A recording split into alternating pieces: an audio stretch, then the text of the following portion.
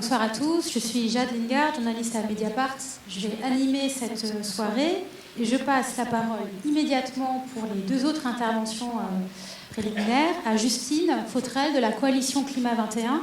Coalition Climat 21 qui regroupe les mouvements, associations, syndicats et collectifs qui préparent la mobilisation citoyenne pendant la COP21, le sommet sur le climat.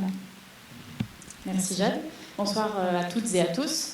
Donc maintenant qu'on a introduit la coalition, je vais essayer en 5 petites minutes de vous présenter l'agenda des mobilisations, qui est un agenda assez dense. Donc comme vous le savez, la COP commencera le 30 novembre. Donc le week-end des 28 et 29 novembre, nous serons dans les rues en organisant des marches pour le climat qui auront lieu dans plusieurs villes de France, plusieurs villes du monde et à Paris le 29 novembre. Nous aurons un parcours de République à Nation sur une construction d'une marche très artistique sur différents chapitres. Le premier chapitre étant nous sommes les premières communautés affectées par le changement climatique. Ensuite, nous sommes les emplois de demain. Nous savons qui sont les responsables. Nous avons les solutions, etc.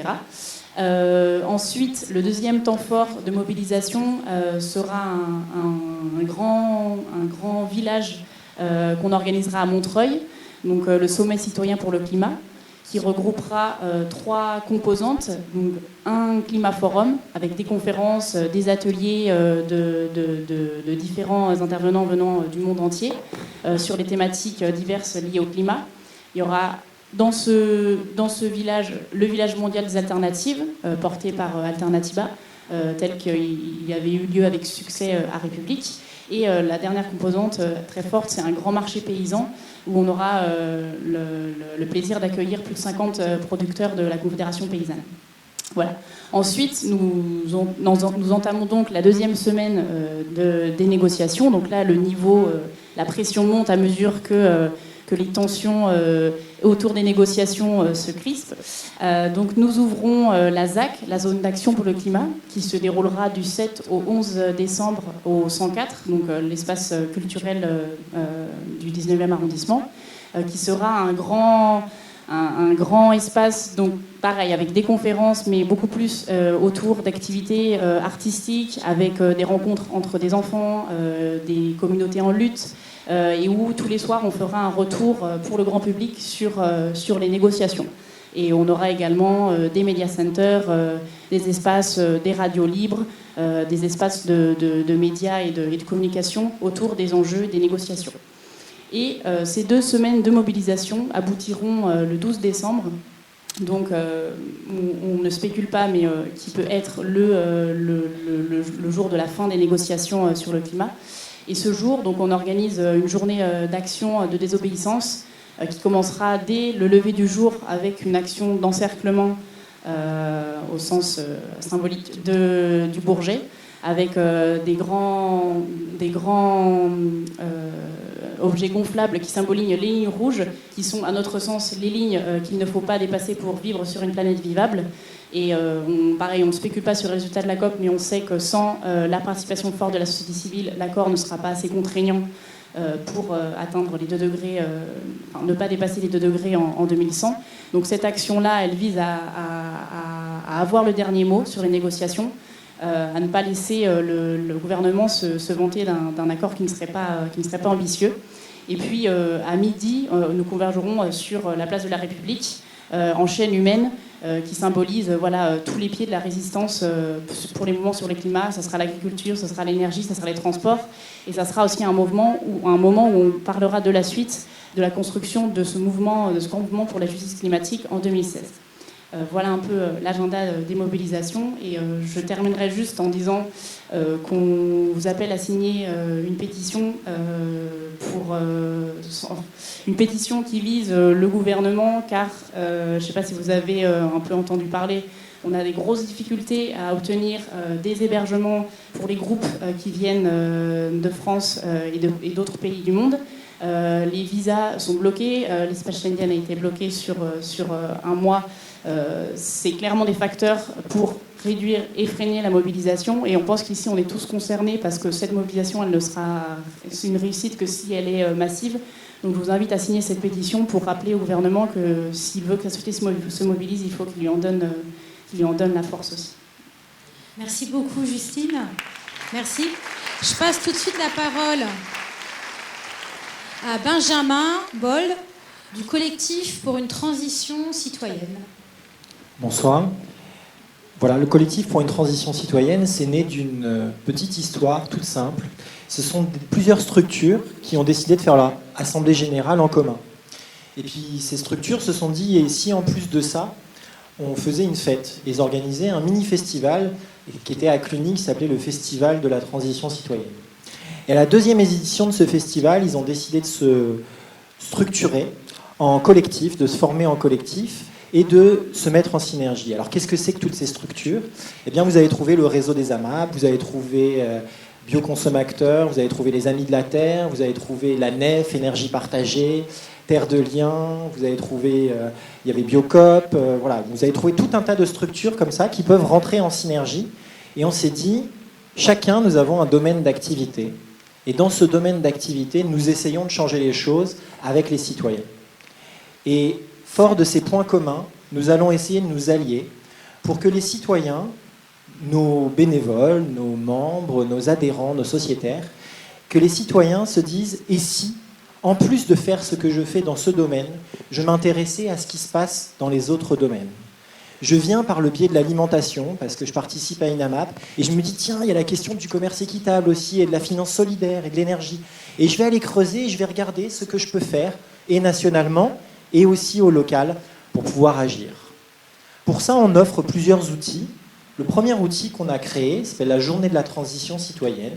Et la deuxième édition a eu lieu cette année, et on a eu 123 journées sur toute la France. L'objectif était de faire en sorte que sur chaque territoire, les gens puissent se rencontrer, préparer ensemble un événement, se rencontrer entre réseaux et se mobiliser pour réussir quelque chose en direction des citoyens.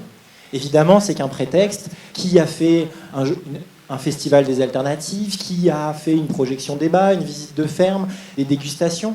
Tout un tas de choses ont été organisées, des disco-soupes, des gratiférias. Une multitude d'événementiels ont eu lieu pour pouvoir faire en sorte que les gens se rencontrent. Mais le chemin que les gens ont parcouru pour pouvoir organiser cet événement, les liens qu'ils ont créés à l'occasion de cet événement, c'est ça la vraie transition et c'est ça qui nous donne beaucoup d'espoir. Pourquoi cet espoir ? Parce qu'il n'y a pas quelques milliers de négociateurs. Non. Sur la planète, il y a plusieurs milliards de négociateurs. Chacun des citoyens de la planète, eh bien, c'est eux la clé. C'est eux la clé du changement, de tous les changements. Leur changement en tant qu'individu, bien sûr, parce que eh bien, moi, je peux agir et je peux faire quelque chose en tant que moi. D'ailleurs, à ce propos, on a créé un outil avec Alternativa qui s'appelle « Alternativez-vous », un petit livret pour faire en sorte que chacun puisse se saisir des transitions qu'il pourrait mettre en place. C'est fait sous forme de nouvelles, c'est très didactique, et vraiment tout le monde peut commencer, y compris s'il a juste une toute petite idée de ce qu'il pourrait faire. Et bien là, on lui en donne des clés, on lui donne la possibilité d'aller plus loin. Mais pas seulement en tant que simple individu. En tant qu'individu, on est membre de collectivités, de groupes, de communautés. Eh bien, on peut peser sur nos communes, sur nos régions, sur nos États, pour qu'eux aussi se mettent à leur tour à faire quelque chose. On a créé un petit outil qui s'appelle le Pacte pour une transition citoyenne. Et cet outil, l'objectif est tout simple, c'est de faire en sorte que les citoyens pèsent sur leur collectivité, pour que leur collectivité prenne un ensemble de mesures. Qui va travailler sur la question du bio dans les cantines scolaires ? Qui va travailler à l'installation d'un agriculteur ? Qui va travailler à faire en sorte de changer de fournisseur d'électricité pour la commune, etc. Tout ça pour permettre la transition à ce degré-là. À ce propos d'ailleurs, comme on est dans le 11e arrondissement, j'espère que bientôt on aura un rendez-vous pour signer un pacte de la transition avec le maire de cet arrondissement. Voilà. Je vois qu'il y a des citoyens du 11e qui sont très contents, donc on va pouvoir y aller tous ensemble pour organiser un forum de la transition en plus avec le maire du 11e. Pour terminer, je dirais une chose toute simple. Si jamais il n'y a pas d'accord contraignant entre les États, parce que c'est difficile lorsqu'on est un État et qu'on est là pour défendre un intérêt général qui est l'intérêt général de sa nation, donc un intérêt général en fait qui se considère comme au-dessus des intérêts généraux qui sont à côté, des intérêts généraux qui sont à côté. S'ils n'arrivent pas à tomber d'accord sur un intérêt général de l'humanité et de la planète, eh bien nous, en tant que citoyens conscients, nous pouvons le faire. C'est notre devoir de le faire et c'est notre devoir d'accélérer. C'est notre devoir de dire, je ne remets plus à demain le fait d'être en transition. Je ne remets plus à demain le fait de me dire que j'ai un impact, et en tant que citoyen individuel, et dans le collectif. Et ça, c'est l'histoire du collectif pour la transition. Si vous n'avez pas eu la chance de passer me voir tout à l'heure sur le stand, je mettrai à votre disposition des documents pour que vous puissiez les prendre. Merci à vous. Merci beaucoup, Benjamin et Justine. Merci à vous. Et nous allons maintenant démarrer le débat. Donc, j'invite Vandana Shiva, Aurélie Trouvé, ainsi que Sophie Duplay et Maude Granger à bien vouloir me rejoindre sur scène. J'en profite pour... alors, je vous en prie, on va faire un peu de place. J'en profite pour saluer nos 2 traducteurs qui ont déjà commencé à travailler, Judith et Philippe. Je vous en prie, Vandana. Ça va, Aurélie, aussi ? Et les remercier parce que c'est eux qui vont permettre à la fois à Vandana Shiva d'entendre, de comprendre ce qui va être dit sur scène et également de vous traduire en français ce que dira Vandana Shiva. Et donc, ça veut dire que, chères intervenantes, il faut essayer de faire ce que je ne fais pas du tout, donc là je vais ralentir, c'est de parler doucement. Voilà. Merci beaucoup à toutes les 4 d'être là. J'insiste sur le plaisir particulier que c'est d'avoir un panel de femmes, entièrement, parce que c'est quand même rarement le cas. Donc, voilà, ne boudons pas notre plaisir. Et d'ailleurs, ça va venir dans notre discussion de cette première partie de débat sur le rôle des femmes dans cette transition citoyenne de l'agriculture qui, à mon avis, est tout à fait important. Alors, que je vous dise une dernière petite chose technique. Pour ceux qui le souhaitent, il y a un hashtag qui a été créé pour ce débat. Hashtag TDMP, tous dans le même panier. Donc, si vous souhaitez donner une idée de cette conférence en direct, c'est possible. Alors, on va commencer tout de suite. Une première partie de discussion qui va porter vraiment sur qu'est-ce que c'est que ce rôle des citoyens dans une transition écologique de l'agriculture. Quand on parle de ça, ce qui peut avoir l'air d'être un slogan un peu idéaliste, très concrètement, qu'est-ce que ça veut dire ? Et donc on va démarrer tout de suite cette discussion. Et je vais commencer en donnant la parole à Vandana Shiva, que nous sommes vraiment très heureux d'accueillir ce soir. Alors je redis quand même en quelques mots, Vandana Shiva, qui est une scientifique, qui est une militante féministe, une militante écoféministe, qui est prix Nobel alternatif et qui est fondatrice de cette association Navdanya pour la conservation de la biodiversité et des semences. Donc ce travail immense qu'elle conduit depuis des années.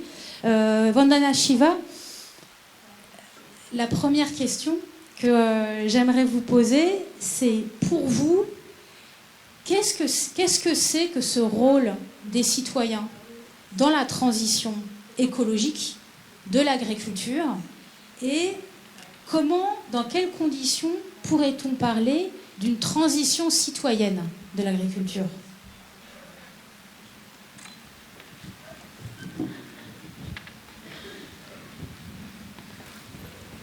I think the first role of citizens in this transition from an industrial agriculture, a corporate-controlled agriculture, is to reclaim democracy.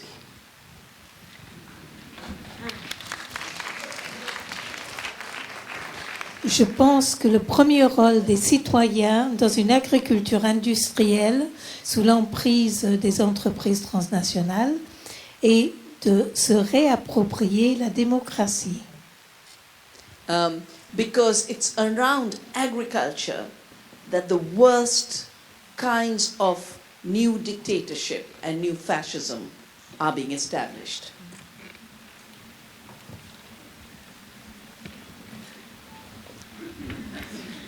Je vous prie de m'excuser, je prends des notes, ça prend quelques instants avant que je puisse restituer.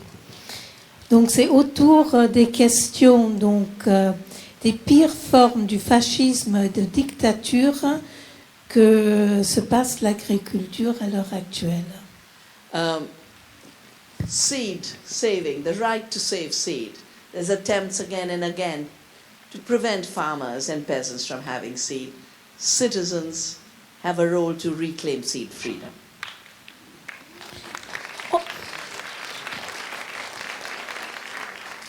En ce qui concerne le droit à préserver les semences, il y a des tentatives d'empêcher les producteurs de le faire, mais les citoyens ont tous les droits de le faire. On the issue of food, whether it is through crazy pseudo-hygiene laws that make it look like making good cheese in an artisanal way is dangerous to your health, but making toxic products and GMOs is very, very safe, citizens have a duty to reclaim their food freedom.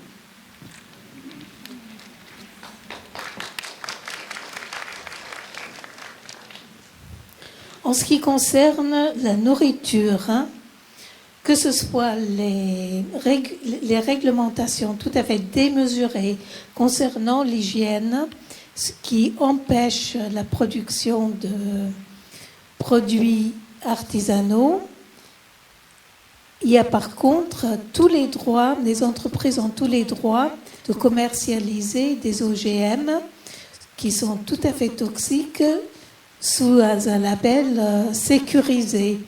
Mais les citoyens ont le droit à une nourriture saine.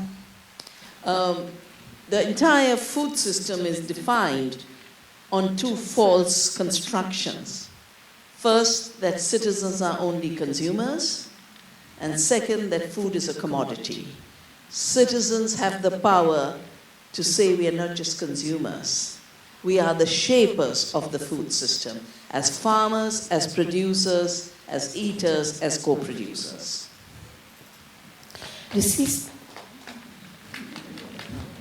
Le système alimentaire repose sur deux conceptions totalement fausses. Tout d'abord, que les citoyens sont des consommateurs, et deuxièmement, que l'alimentation est une commodité, un bien de consommation. Les citoyens ne sont pas des consommateurs. Les citoyens sont des gens qui sont des coproducteurs de l'alimentation. And citizens are the only ones who can very clearly say commodities are not food. Citizens are like that little child in the story where the naked emperor is tromping around and everyone who wants to look smart is clapping that the clothes are beautiful, and it takes the purity and innocence of a child to say, but the emperor is naked. The food and agriculture emperor controlled by corporations is a naked food system. It's a fake food system. And real food will only be grown by real farmers. Real food will reach citizens only when they become active in ensuring they change the economic model. And the other role of citizens is to be the intellectual leaders of our time, to articulate a different paradigm of what is the economy, what is democracy, what is citizenship.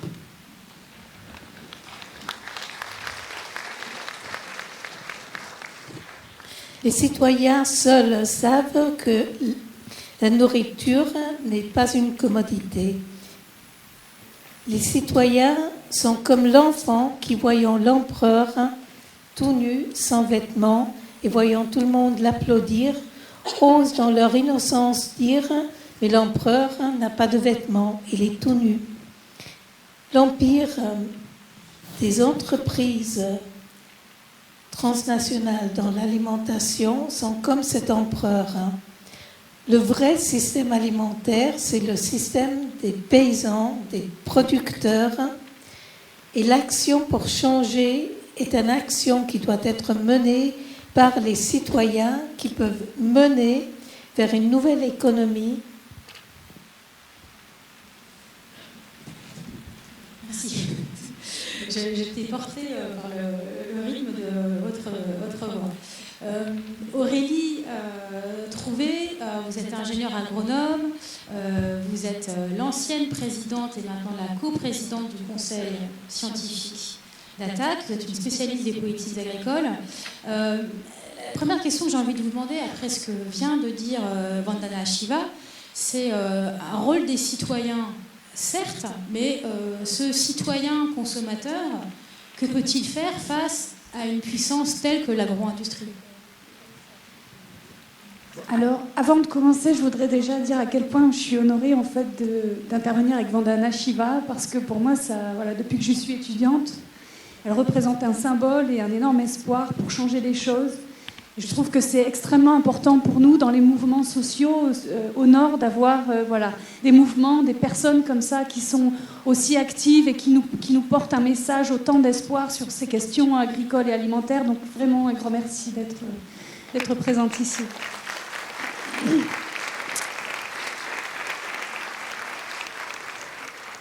Alors, je voudrais dire d'abord qu'il me semble qu'un élément important pour nos mobilisations, pour une autre agriculture, une autre alimentation, c'est d'arriver à nous fédérer en France, en Europe et évidemment dans le monde, entre les paysannes et paysans et les mouvements de consommateurs, de circuits courts, de solidarité internationale, de commerce équitable, toutes les associations environnementales. Je crois qu'aujourd'hui, nous sommes de plus en plus nombreux à porter cette idée d'une autre agriculture, d'une autre alimentation contre les multinationales, contre l'agrobusiness. Et de plus en plus, comme militante associative, mais aussi comme enseignante et chercheuse, je suis persuadée que nous sommes proches du but, en tout cas que nous pouvons vraiment changer les choses grâce à des mouvements comme celui des AMAP. Alors je ne le fais pas par démagogie, mais je pense vraiment que ça fait partie des mouvements très très importants aujourd'hui en France et en Europe.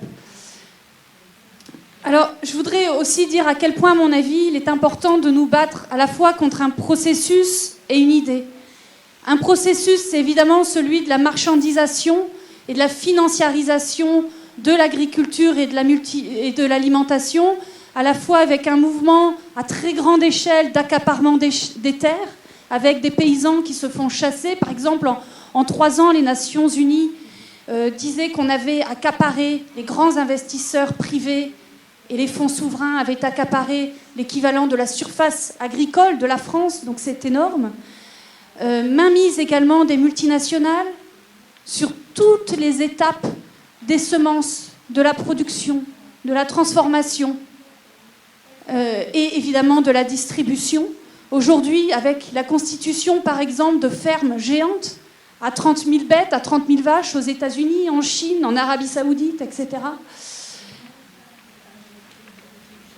Donc se battre contre l'agrobusiness, la mise en concurrence effrénée entre agriculture du monde, mais se battre, et je finirai là-dessus, contre une idée que porte malheureusement, en France en tout cas, une partie des agriculteurs, le syndicalisme agricole majoritaire qui a trop de puissance aujourd'hui, en tout cas vu les idées qu'aujourd'hui il porte, cette idée qu'il faut produire toujours plus au nord par agriculteur, par hectare de surface cultivée et par animal. Et ça, je crois que c'est une grave erreur, parce que ça amène à l'augmentation toujours plus des rendements, donc des engrais, des pesticides.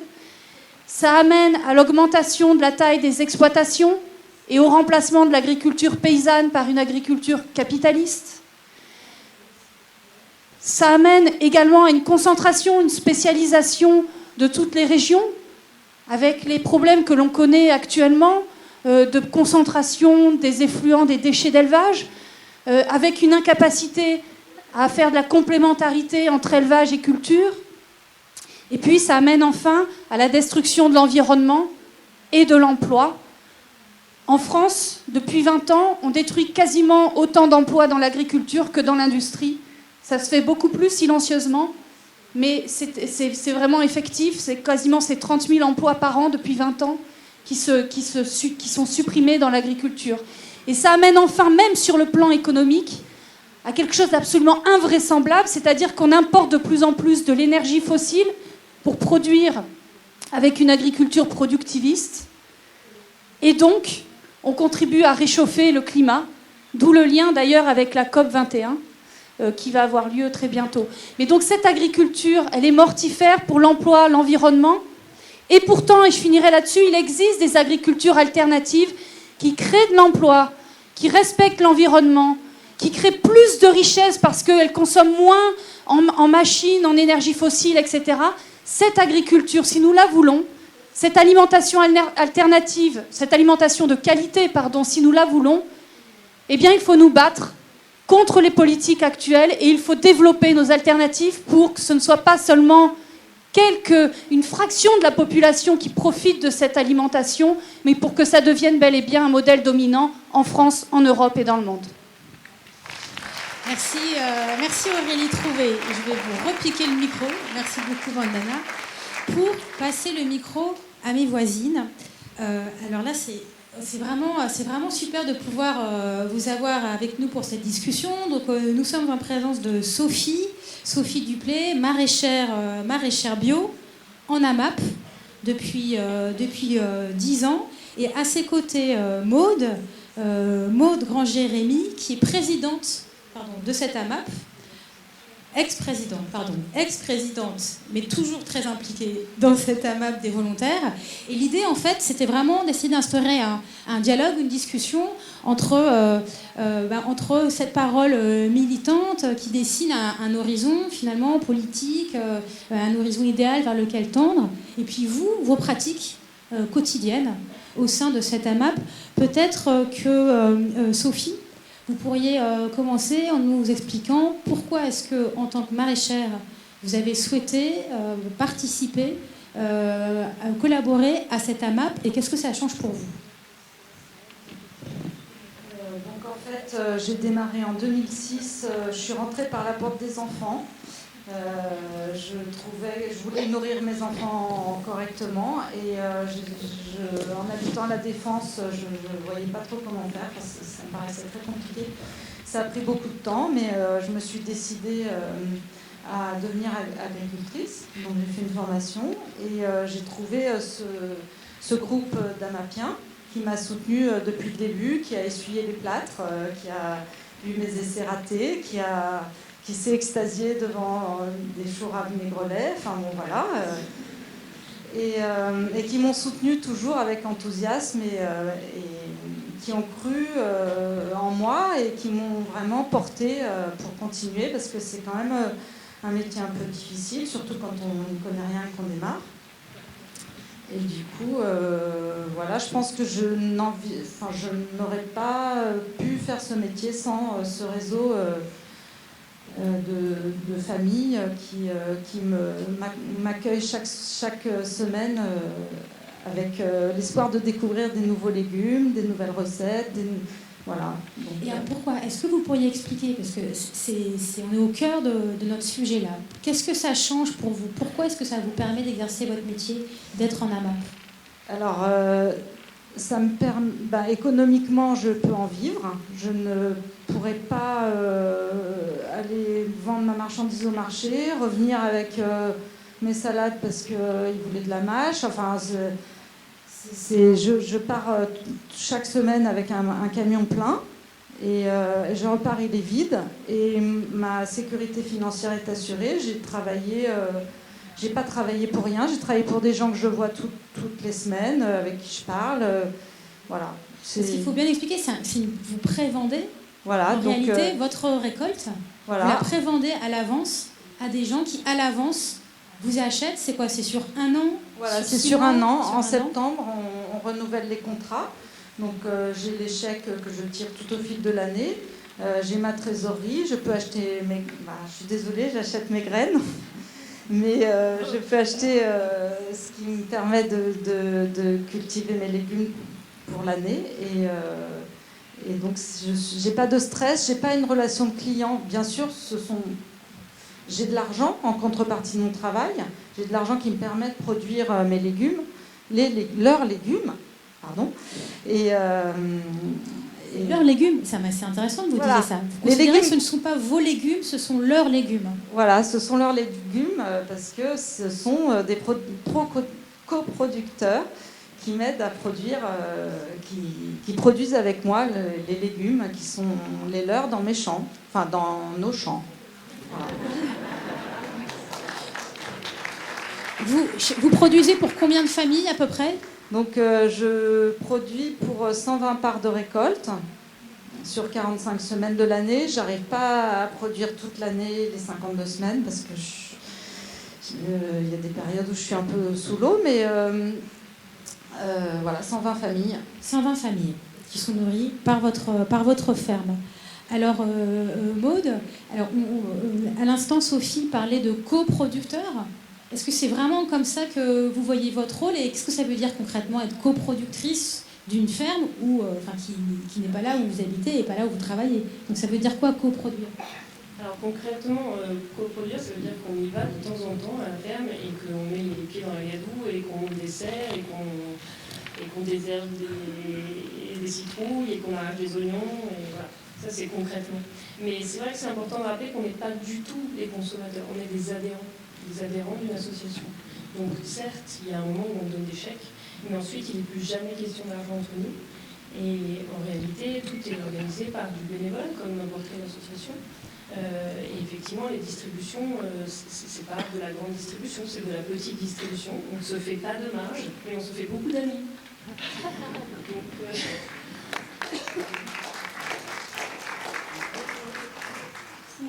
simplement pour rebondir sur ce que disait Vandana Shiva à propos de l'hygiène, c'est vrai que la mode c'est pareil, c'est vive les fromages qui puent et vive les légumes crasseux, quoi. C'est le même combat finalement. On apprend à cuisiner et à manger des choses qu'on n'aurait jamais imaginé manger avant. On est obligé c'est contraignant, on est obligé de suivre le long tunnel de la betterave et de la pomme de terre pendant l'hiver. Mais on devient créatif du coup, c'est sympa aussi. Voilà. Je voulais juste te dire, je voulais juste dire à propos de Sophie qui est rentrée par la porte des enfants. Moi, j'avais pas encore d'enfants quand je suis rentrée à la mer, mais j'en ai eu depuis. Et ils ont été donc nourris au début de Sophie dès l'état fœtal. Et ils ont une telle énergie que c'en est épuisant. Et on en discutait récemment avec Sophie qui me disait qu'ils étaient toujours morveux, les siens, les miens jamais, quoi. Donc voilà, vive les légumes. Est-ce que pour vous deux, la question s'adresse à toutes les deux, est-ce que être impliqué dans cette AMAP, c'est pour vous une action politique? Absolument. Absolument, parce que justement, parce que justement, on refuse la grande production, on refuse la grande consommation, on refuse d'être des simples consommateurs passifs et impuissants, et on donne de notre temps, on donne de notre énergie, on donne de notre bonne humeur pour que les choses se passent autrement. Donc oui, c'est politique, absolument. Et Sophie, pourquoi c'est politique de faire ça? En fait, pour tout ce qu'on a dit là, moi je suis pas très forte pour répondre à cette question. Ok, je passe. On peut passer. C'est pas obligé d'y répondre. Donc vous, ça fait 10 ans que vous êtes impliqué. Est-ce qu'en 10 ans, vous avez vu changer le profil des personnes qui viennent, qui se nourrissent de votre maraîchage? Oui, je trouve qu'il y a de plus en plus de jeunes couples avec des enfants. Au début, la moyenne d'âge était plus élevée, je l'ai trouvé. Et là, justement, me revient en tête la réflexion d'une amapienne qui me disait, quand j'ai vu mon bébé tout petit, mais si petit, manger autant de choses, je me suis dit qu'il aurait trop de travail de filtrer des toxines, qu'il fallait absolument que je me dépêtre pour lui fournir une alimentation vraiment bonne. Et du coup, ça m'a beaucoup touchée. Et en 10 ans, je trouve qu'il y a beaucoup de jeunes parents qui viennent, qui connaissent rien à la cuisine des légumes souvent, mais qui s'y mettent. Et avec les blogs, les échanges, parce que pendant les distributions, ils découvrent des légumes qu'ils ne connaissent pas, ils discutent entre eux, les anciens adhérents leur ouvrent des pistes, et on cherche, on trouve. D'accord, merci. Alors Vandana Shiva, quand vous entendez ces deux témoignages, est-ce que ça commence à ressembler à cette révolution citoyenne, cette libération de l'alimentation que vous décriviez au début de cette soirée?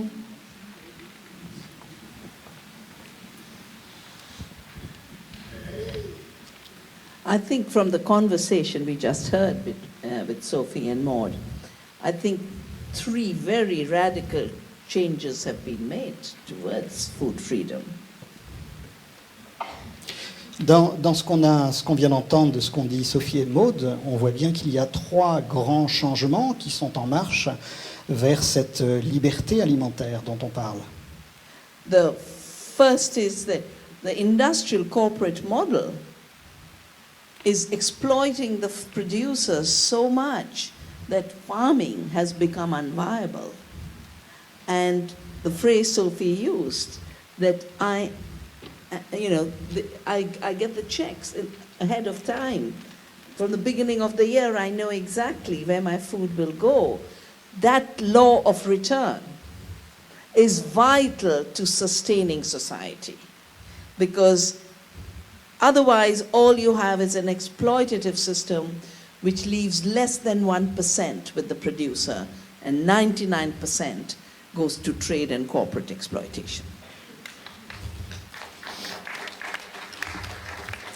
Alors on voit bien que le modèle de l'agriculture intensive est un modèle qui exploite les agriculteurs et qui rend l'agriculture non viable. Et ce qu'a dit Sophie est très intéressant. Elle a parlé des chèques qu'elle recevait à l'avance, qui lui permettaient de savoir ce que serait son année. Et ceci m'amène à parler de cette loi du retour écologique, qui rend l'agriculture un élément vital de la vie, sachant que les modèles d'agriculture industrielle ou intensive est un modèle d'exploitation qui ne laisse que 1% de valeur aux paysans, alors que 99% de la valeur est préemptée dans la partie commerce et la partie distribution. And I think the beautiful description that my vegetables are their vegetables is totally challenging the idea of food as a commodity and reclaiming food as a commons of the community. Et la description qu'elle a faite lorsqu'elle a dit que mes légumes étaient leurs légumes remet en cause totalement cette question de marchandisation de l'alimentation, que les aliments seraient des produits de base et permettent effectivement de se réapproprier cette liberté alimentaire. And finally, industrial agriculture, focusing only on commodity production with very false ideas of productivity, efficiency, which is wasting the land, wasting the earth, destroying the farmers, destroying our health. The conversation showed very clearly that the most important thing that a farmer is producing in cooperation with co-producers is health. Not a product, but nourishment. And nourishment cannot come from greed. Nourishment cannot come from appropriation. It will only come from a culture of caring and sharing.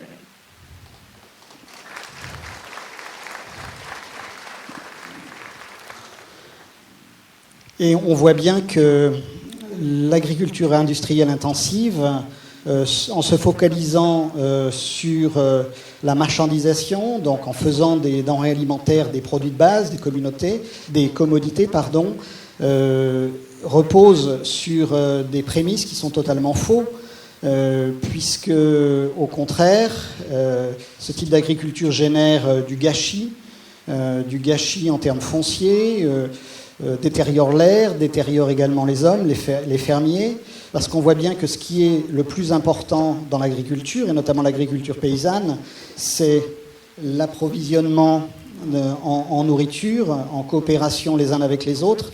Et en fait, ce qu'ils fournissent, ce ne sont pas seulement ou pas tant des produits alimentaires, c'est de la santé. Donc ce n'est pas un produit, c'est l'acte de nourrir. Et l'acte de nourrir, ce n'est pas de l'avidité, ce n'est pas de l'appropriation ou du pillage, c'est un acte qui est un acte de soin, care, et de partage, share. And if health is the main gift, then we should see small farmers as the physicians? Alors, si la santé, c'est c'est le don que nous recevons du système paysan, alors les paysans, ce sont nos docteurs, ce sont nos médecins.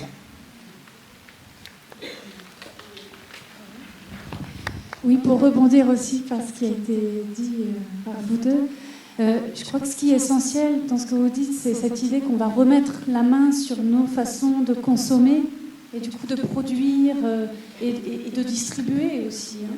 Et je crois que on se réapproprie aussi un droit humain fondamental qui est celui de se nourrir de façon suffisante et saine.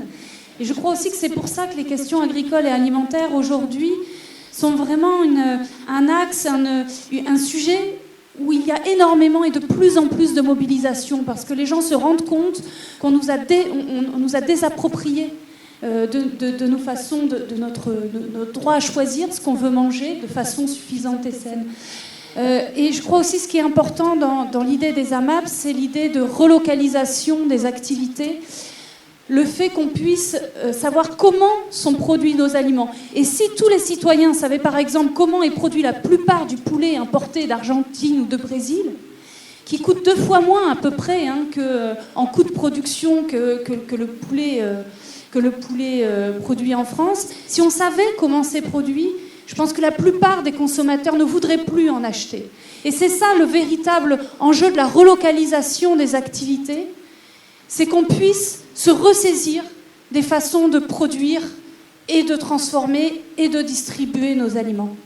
Et je finirai par une idée, c'est que finalement ces circuits courts qui sont une sorte de court-circuit des multinationales et de l'agrobusiness, ces circuits courts, cette alimentation alternative, si on ne veut pas seulement que ce soit pour nous, consommateurs avertis, il faut que tous on devienne à la fois des consommateurs citoyens, militants, en tout cas engagés dans le milieu associatif, syndical, en portant le plus possible le partage d'informations, en s'impliquant dans les associations, les réseaux, les luttes, comme contre la ferme des 1000 vaches, contre les fermes-usines, contre le barrage de Sivins, etc., qui sont autant de luttes qui portent d'autres idées de produire et de consommer. Mais il faut aussi qu'on se batte contre les politiques qui sont faites à l'échelon national, je pense aux politiques du foncier, à l'échelon européen. Sachez qu'aujourd'hui, la politique agricole commune nous coûte 100 à 200 euros par habitant, et que plus vous polluez comme exploitation agricole, moins vous créez d'emplois, et plus vous touchez d'aides de la politique agricole commune, quand même. Hein. Et ça, c'est 40 milliards par an distribués par l'Union européenne. Et il faut enfin qu'on se batte contre la mise en concurrence des agricultures et donc tous les accords de libre-échange qui se multiplient aujourd'hui, à commencer par l'accord transatlantique. Donc voilà, à la fois tenir notre engagement comme consommateurs et comme, je dirais, citoyens engagés collectivement dans des pratiques et des réseaux, des luttes contre cet agrobusiness. Merci. Merci beaucoup. On arrive au terme de cette première table ronde. Merci beaucoup Sophie et Maud d'être venues partager avec nous votre expérience de votre AMAP. Et j'ai reperdu le nom de l'AMAP, c'est l'AMAP des volontaires. De l'AMAP des volontaires. Mais merci beaucoup de ce témoignage. On va passer à la deuxième table ronde. En attendant, un petit film va nous être projeté, qui s'appelle Les mots et les visages de l'agriculture citoyenne. Et j'invite pendant ce temps Florent et Olivier à bien vouloir nous rejoindre. Voilà. Alors, deuxième partie de la discussion. Là, on va peut-être aborder un petit peu plus les questions qui fâchent, quelque part. Mais peut-être que Vandana va garder le micro si elle veut bien. Vous aurez la parole juste après, bien sûr. On a été rejoint par Florent Seban, qui est paysan en AMAP, et par Olivier Lavielle, qui lui est amapien, si je reprends donc cette terminologie, et également administrateur du réseau AMAP Île-de-France, qui vont nous parler justement finalement de pourquoi on est là ce soir, et puis le rapport entre l'enjeu des élections régionales et ces pratiques d'AMAP. Mais là, je voudrais introduire cette discussion par une question peut-être un petit peu plus générale. Je pense qu'on ne peut pas s'empêcher de se demander, quand on voit ce film et quand on entend ce qui a été dit au début, c'est-à-dire c'est formidable ce rapprochement entre consommateurs et agriculteurs, c'est formidable cette expérience de commun qui se fabrique. Est-ce que ça fait du changement social ? Est-ce que ça suffit à faire changer la société ? Qu'est-ce que vous en pensez, Vandana Shiva ?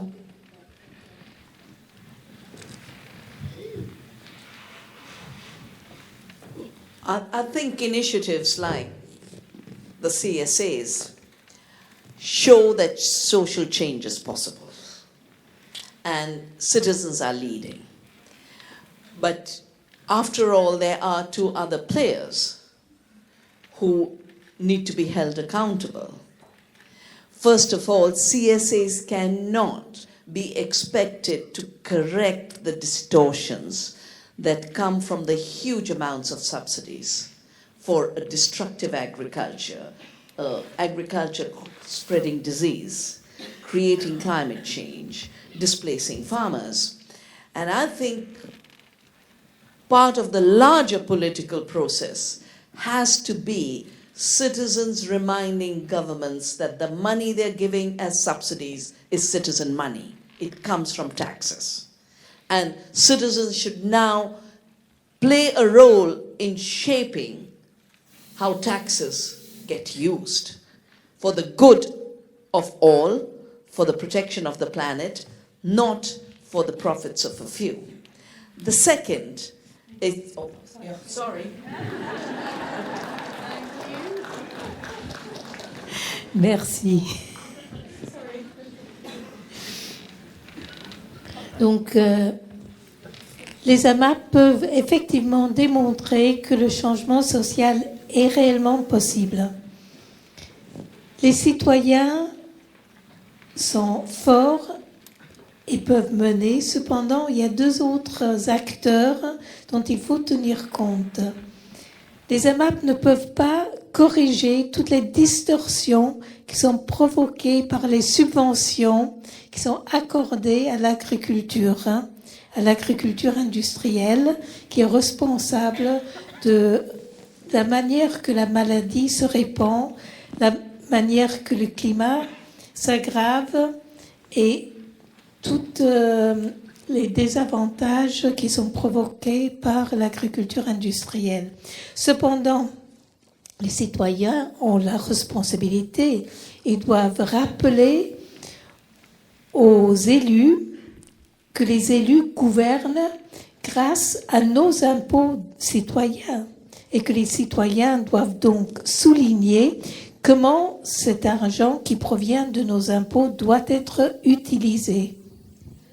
Secondly, these movements are showing that ecological farming based on solidarity between those who eat, the co-producers, and those who grow the food is economically viable. And that economic viability needs to be turned into the policy for how agriculture is done.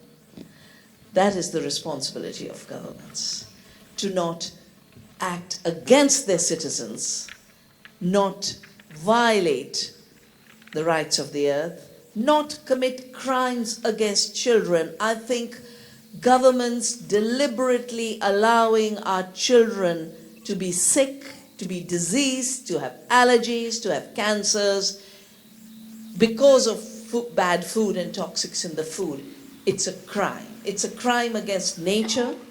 It's a crime against the future generations. It's a crime against humanity. And that crime must stop. And governments should be of the people, by the people, for the people. Therefore, for citizen agriculture, they were never supposed to be of the corporations, by the corporations, for the corporations, which they're becoming. That's what TTIP is about. That's what free trade agreements are about. And if, sorry.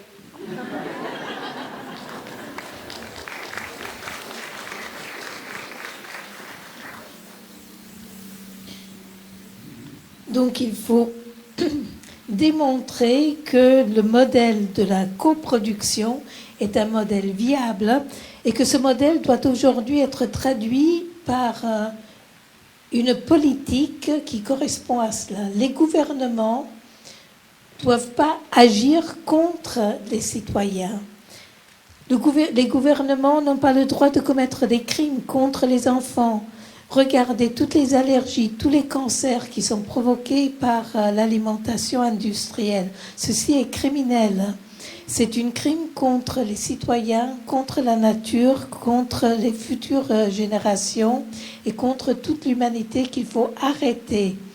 Le gouvernement doit être pour le peuple et les peuples doivent être gouvernés donc en conséquence. Et les gouvernements ne doivent pas être en faveur des entreprises transnationales. Vous n'avez qu'à regarder les accords de libre-échange, l'accord TTIP et autres. Ecological agriculture produces more and better food, and it addresses the climate crisis at the same time. Communities shaping a food democracy are not just eating better, they are, as the film showed, really shaping freedom for our times. And when there's talk of scaling up, saying, oh, these are little initiatives, scaling up cannot mean devastating the planet. Scaling up cannot mean wiping out the last farmer.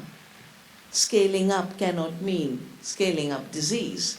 Scaling up means creating an environment for these initiatives to multiply, to be everywhere, which is why this afternoon together we planted a garden of hope, which is why I hope at some point I'll be able to share with all of you a citizens' pact for the earth that we have launched today.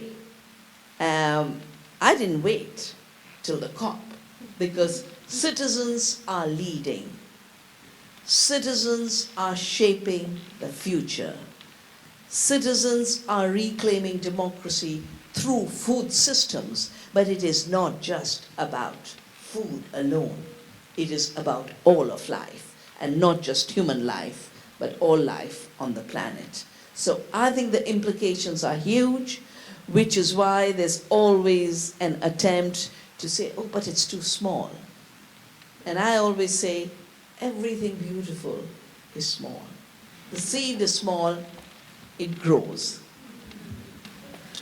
The baby is small, it grows. The potential of growth in the small is in the CSAs, and this is the real future.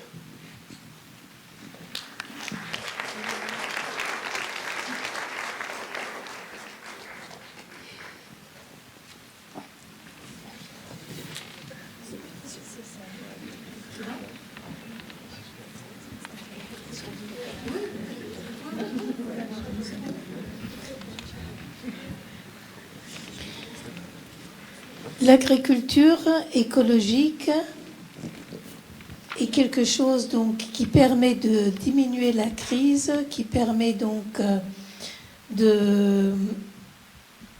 d'augmenter la démocratie.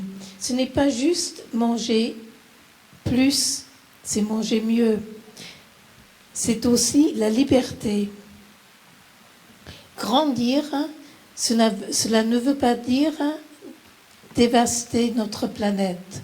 Ça ne veut pas dire répandre les maladies. Ça ne veut pas dire détruire.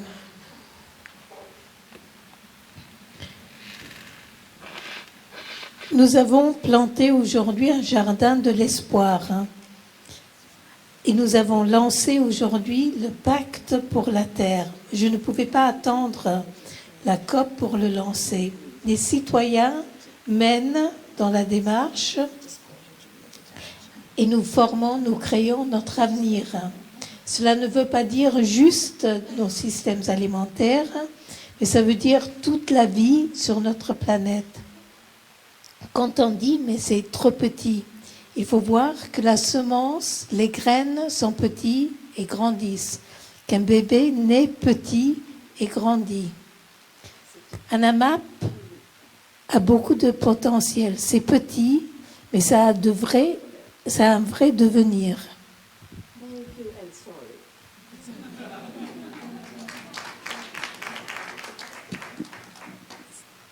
Ok. Alors Aurélie Trouvé, par rapport à cette question de... Pardon. Ah oui. Par rapport à cette question de l'échelle, de la bonne échelle du changement social, je rappelais tout à l'heure que vous êtes vice-présidente du conseil scientifique d'Attac. Attac, typiquement, fait partie des mouvements qui mènent des luttes systémiques contre le traité TAFTA, contre la marchandisation excessive. Vous avez vraiment un discours et des engagements contre un système économique et commercial problématique, et pas tellement sur cette échelle micro, quasiment individuelle. Du coup, quel regard jetez-vous là-dessus, et pensez-vous qu'il y a là les ferments du changement social vers une transition écologique citoyenne? Moi, je suis persuadée que c'est absolument pas en contradiction, au contraire, c'est complètement complémentaire. Et je pense qu'on ne peut pas être crédible en portant des revendications à une échelle nationale ou internationale si nous-mêmes, dans nos pratiques, on n'est pas un minima dans des approches alternatives. Hein. Et je pense vraiment qu'il faut lier les pratiques alternatives à un échelon individuel ou collectif très local, et des revendications à une échelle nationale, internationale.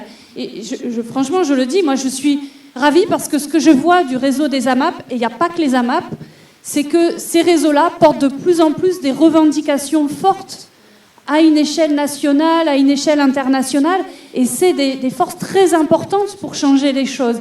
Parce que ça draine des citoyens qui ne seraient pas arrivés à ça sans l'échelon individuel.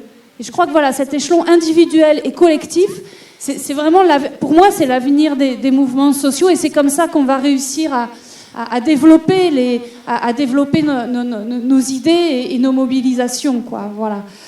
Juste sur ça, je crois aussi qu'il faut, voilà, maintenant, il faut qu'on arrive à fédérer, parce qu'il existe des tas de mouvements paysans qui sont en France, ailleurs, dans des approches alternatives. Je pense évidemment à la Confédération paysanne, mais je pense aussi à tous les agriculteurs en bio, je pense à toutes les petites coopératives agricoles. Vous savez que le monde agricole est très riche de petites coopératives à une échelle humaine, et puis il y a aussi de multiples coopératives de consommateurs de distribution qui se développent aussi. Donc voilà, les AMAP, évidemment, c'est une force reconnue et importante, mais il y a tout ce monde-là qui gravite aussi. Je pense aussi à Terre de Liens, à tout un tas de forces qu'il faut qu'on arrive à fédérer davantage, à mon avis. Je prends en exemple l'Allemagne. À Berlin, ça fait plusieurs fois qu'ils arrivent à organiser des manifestations à plusieurs dizaines de milliers de gens, et parfois encore plus, sur les questions de souveraineté alimentaire. Et de plus en plus, ils pèsent dans le rapport de force face à l'agrobusiness, face au syndicalisme agricole majoritaire, face au gouvernement. Et voilà, je pense qu'en France, on a les forces pour le faire, et qu'on est proche de ça. Voilà, donc je pense que sur les questions de politique agricole, de commerce international, par ce biais-là, on peut changer énormément de choses, parce qu'on touche à ce droit humain fondamental, à cet acte essentiel de la vie qui est celui de se nourrir de façon suffisante et saine. Voilà. Merci Aurélie. Alors, nous avons donc été rejoints par Florent et Olivier. Je le disais au tout début, amapiens et agriculteurs, mais vous êtes aussi tous les deux très impliqués dans le réseau francilien des AMAP. Et c'est vous qui avez à la fois voulu cette soirée et à la fois initié cette démarche qui est tout à fait nouvelle pour les AMAP de tenir un discours, interpeller les candidats des élections régionales, donc prendre la parole en tant que réseau AMAP dans ce contexte des élections régionales que nous connaissons actuellement, également en lien avec la COP21, le sommet sur le climat, Pourquoi et quel lien, quel message souhaitez-vous faire passer dans le cadre de cette campagne sur vos pratiques? Je sais pas Déjà que ça fonctionne. On l'a vu là. Moi, ça fait 3 ans que je suis à Mapien. Et j'avoue que je suis encore en plein dans la phase amoureuse. Je suis complètement émerveillé par ce mouvement. Et en fait, ce que moi j'en ai perçu très vite, c'est la puissance politique de transformation. C'est quoi cette puissance politique de transformation des AMAP? Cette puissance politique, c'est que, on le voit, c'est des gens qui réinventent une autre façon d'échanger, une autre façon de partager, une autre façon de se relier au sol et aux éléments essentiels, quoi. Et surtout qui réinventent une économie humaine, mais qui est une vraie économie. Le mouvement des AMAP existe depuis maintenant 15 ans. Je crois qu'il n'en est plus au stade des expérimentations. Il y a une charte qui a été réécrite collectivement au niveau national pendant 1 an. Je pense que c'est un réseau qui est aujourd'hui mûr pour assumer la dimension politique qui l'anime, c'est-à-dire que derrière les AMAP, évidemment, il y a une aspiration à une autre société. Voilà. Peut-être, je vais vous lancer après, mais Florent, peut-être vous de votre côté, qu'est-ce que ça vous évoque et pourquoi est-ce que vous avez voulu cette implication dans la campagne des régionales? En fait, moi je suis paysan du coup à Pucet, dans un petit village du sud de la région Île-de-France, où on a le maire ici, on est content. Ce qu'on voit nous au quotidien, c'est que il y a des gens qui s'intéressent à ce qu'on fait quand on plante, quand on sème, quand on désherbe, et ils font plus que s'intéresser, ils viennent nous voir, comme tu le disais Maud, ils nous posent des questions, ils nous encouragent, ils nous sourient, ils nous financent, donc ils font plein de choses qui rendent notre métier passionnant et qui font qu'on a envie de faire ce métier pendant des années. Mais on se rend compte que finalement, au-delà de faire ça, ces gens-là, ils aspirent. Ils nous sécurisent presque complètement.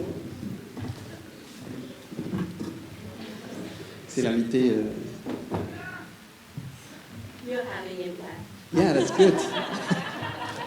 We're trying to change lines. Vous avez un impact, vient de dire Vandana. Donc on voit les gens qui s'impliquent dans nos systèmes, qui nous sécurisent, qui sont partie prenante de notre modèle agricole. Et on voit que ces gens-là vont au-delà d'être partie prenante de nos modèles agricoles, puisqu'ils souhaitent que ce soit répliqué un petit peu partout dans la région, en installant d'autres paysannes et paysans pour faire les mêmes choses, puisqu'il y a une demande énorme de parts de récolte en AMAP. Le réseau accompagne les nouveaux paysans et les nouvelles paysannes. On se rend compte que les AMAPiens nous demandent de faire bouger les lignes pour que cette agriculture se développe. Ces gens-là souhaitent participer, donc interpellent leurs élus localement. Par exemple, nous, dans le cadre des discussions locales sur le plan local d'urbanisme de notre commune, l'AMAP et notre ferme ont adopté une position commune pour essayer de faire évoluer le plan local d'urbanisme vers la protection des terres agricoles, vers plus de biodiversité, une replantation d'arbres.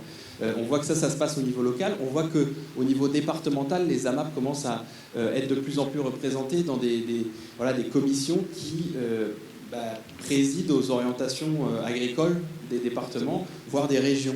Donc on voit que finalement les gens qui nous soutiennent ont envie que ce modèle se développe et donc participent à ces comités-là.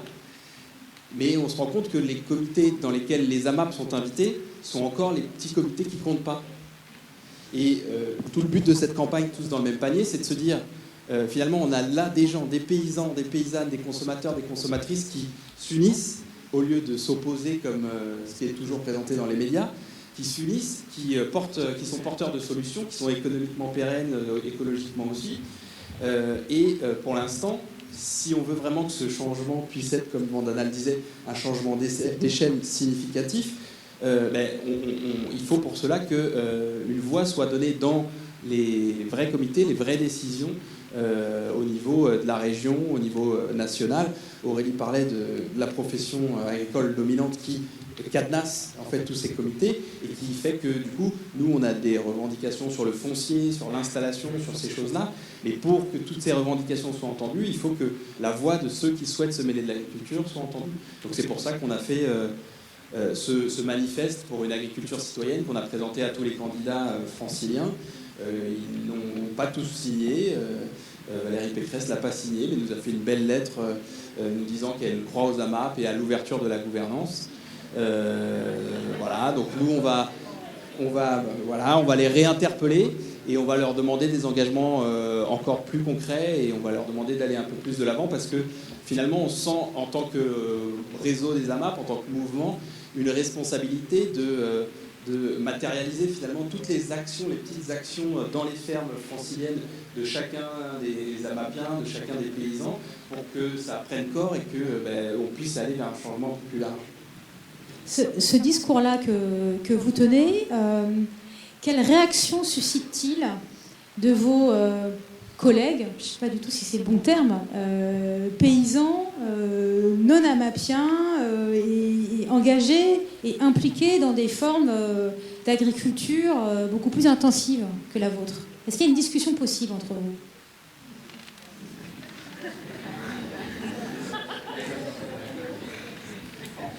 Ce qui est intéressant, c'est que sur notre village, par exemple, on peut parler à quelques-uns d'entre eux sur des questions très pragmatiques de vie d'agriculteur local. Et ça nous donne de l'espoir. Quand on se retrouve dans les commissions agricoles de la région, tout ça, là, tout se ferme et il n'y a plus de discussion possible. Ce qui nous donne de l'espoir, c'est les générations qui viennent après ces gens-là. Je ne pense pas qu'il faille blâmer des gens qui sont à la fin d'une carrière et attendre de gens qui ont 55-60 ans de changer complètement de modèle agricole. Par contre, il faut travailler avec la génération qui arrive. Et nous, du coup, on parle beaucoup à leurs enfants qui vont peut-être reprendre ces fermes-là. Et puis, on parle beaucoup à tous les jeunes. On est content d'en avoir beaucoup dans la salle aujourd'hui parce que pour nous, on voit une énorme demande en AMAP sur la région. Et on voit qu'on est quelques maraîchers, quelques producteurs, mais pas du tout assez pour répondre à cette demande. Et c'est pour ça que le réseau des AMAP a tout un programme d'accompagnement à l'installation parce que avec les AMAP, on montre qu'on peut économiquement vivre de ce métier-là assez rapidement. Et donc on invite tous les jeunes ou moins jeunes de la salle qui ont cette idée qui est peut-être quelque part dans la tête à contacter Benoît ou Voun qui sont là pour vous proposer des parcours à l'installation. Okay. Pour vous, Olivier, comment faire pour que du côté des consommateurs, même si on voit bien qu'on est au-delà de ce mot consommateur, il faudrait trouver un autre terme, on parle parfois de consommateur, je ne sais pas s'il est approprié dans ce cas-là, mais en tout cas du côté de celui qui achète et mange ces légumes, comment faire pour que dans ces cercles-là, et notamment en ville, la motivation et un peu la culture de ces cercles-là ne soit pas simplement, je dirais, le reflet d'un désir un peu égoïste de simplement manger des légumes qui sont sains, mais soit porteur véritablement d'autre chose. C'est pas si évident en fait. Comment est-ce que vous voyez la possibilité de travailler ça, puisque vous parlez vous-même de politique et de puissance politique de ces AMAP, pour le faire advenir concrètement, ce serait quoi les pistes? Bonne question.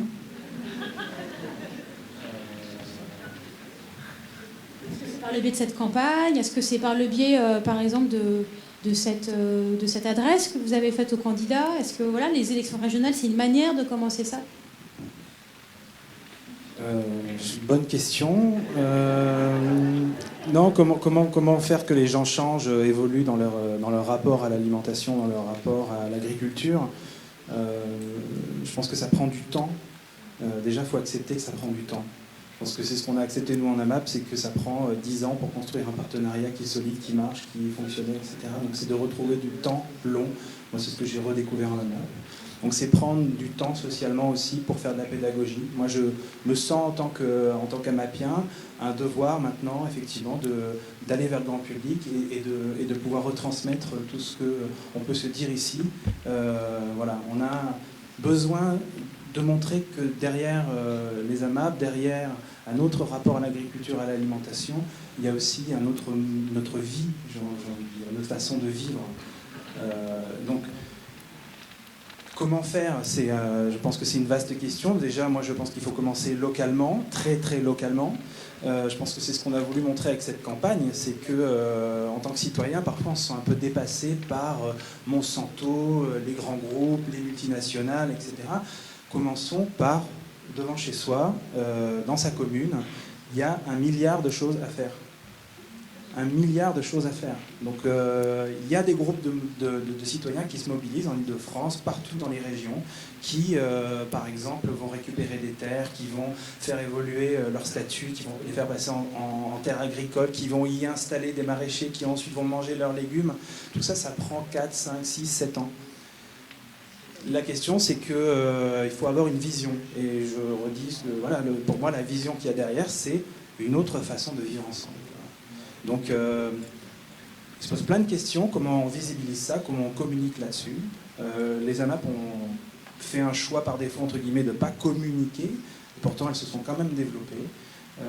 Aujourd'hui, je pense que c'est la raison de cette campagne. Je pense que c'est la raison aussi d'une prise de parole politique plus forte. C'est qu'on se rend compte que c'est le moment d'aller plus loin. C'est-à-dire qu'on veut que la marge, qui est très belle, elle soit remise au centre.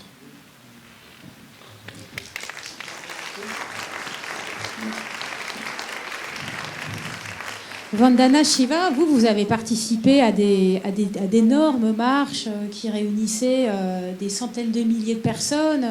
Vous pratiquez et défendez l'activisme de masse, la désobéissance civile depuis des années, donc des moyens de lutte qui sont à la fois radicaux, collectifs, avec vraiment l'intention de faire pression par la masse contre les Monsanto, les producteurs de semences industrialisées, etc. etc. Est-ce que vous y croyez, vous, à cette interpellation des institutions? Et est-ce que ça passe aussi par là pour faire monter en échelle le poids politique des alternatives?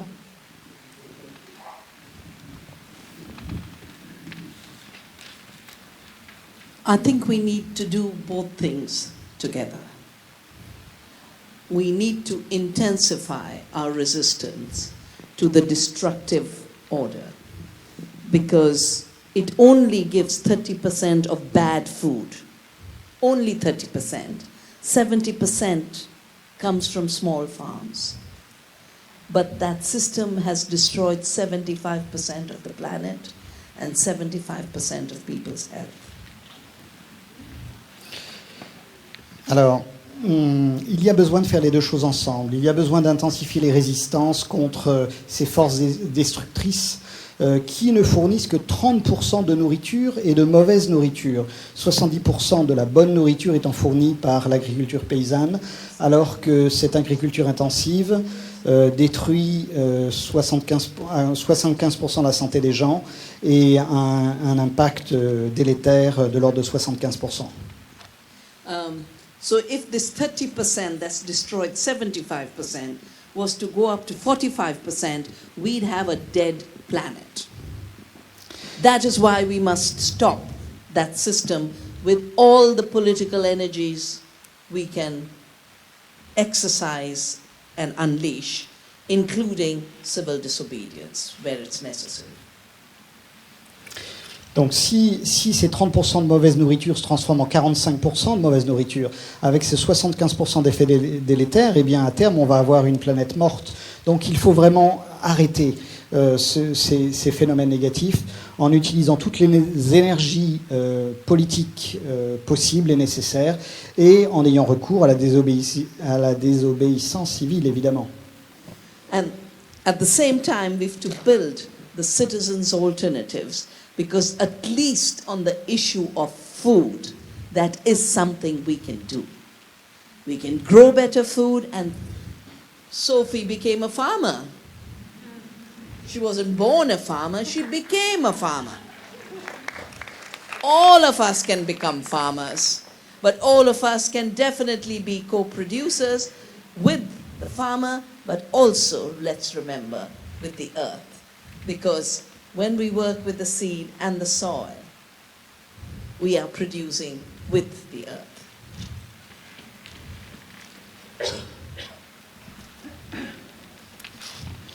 Donc en parallèle, il faut effectivement il faut avancer sur les alternatives citoyennes. Et la question alimentaire est au centre de cela. Il y a tellement de choses que nous pouvons faire. Nous pouvons effectivement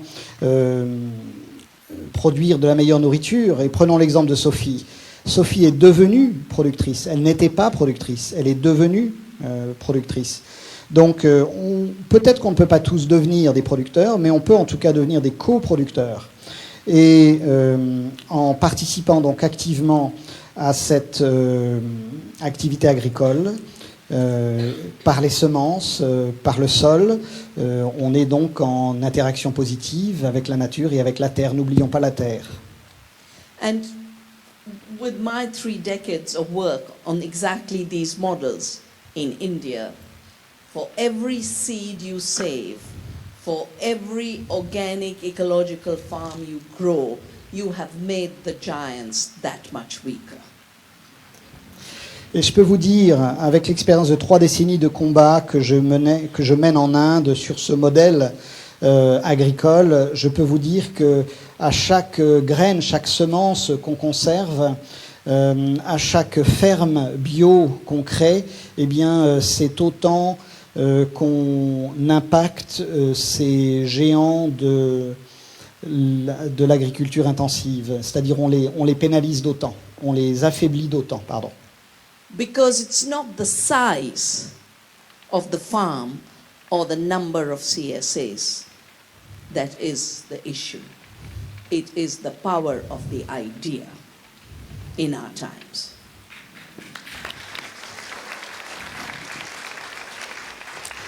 Parce que ce n'est pas la taille de la ferme qui est importante, ce n'est pas le nombre d'amas qu'on va constituer, c'est la force des idées, la force des idées qui est véhiculée, qui est disséminée à la période actuelle. Oui, juste un mot pour rebondir aussi sur l'idée de il faut qu'on invente d'autres façons de vivre ensemble.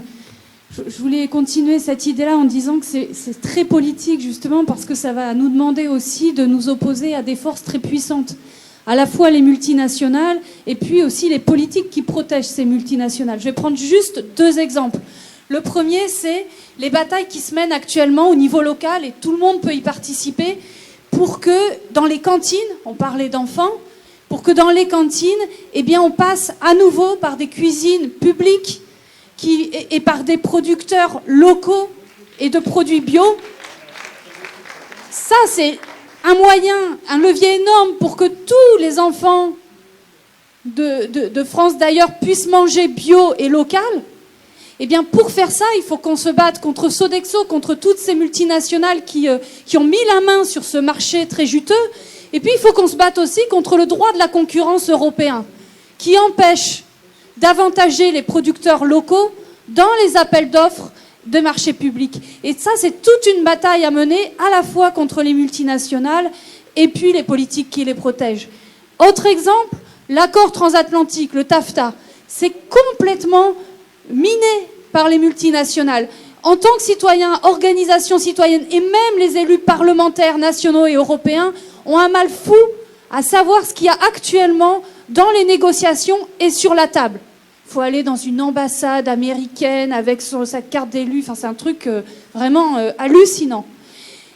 Et par exemple, pour n'avoir que le mandat de l'Union européenne de départ, c'est grâce à une fuite qu'on a eu ce mandat de façon publique. Donc il faut se battre contre les multinationales et les représentants administratifs et politiques qui les protègent. Et cette bataille contre le TAFTA, c'est-à-dire contre une mise en concurrence effrénée entre les agricultures et les économies américaines et européennes, ça, nous mènerons citoyens européens et citoyens américains, et c'est le cas aujourd'hui, contre les multinationales à la fois européennes et américaines. Et c'est pas, surtout pas, les gentils européens contre les méchants américains, ce qui est un certain discours aussi d'extrême droite, c'est bien nous, citoyens américains, européens, qui travaillons ensemble dans les mouvements sociaux contre nos multinationales. Et je peux vous dire que dans cet accord-là, à la fois les multinationales européennes et américaines seront gagnantes.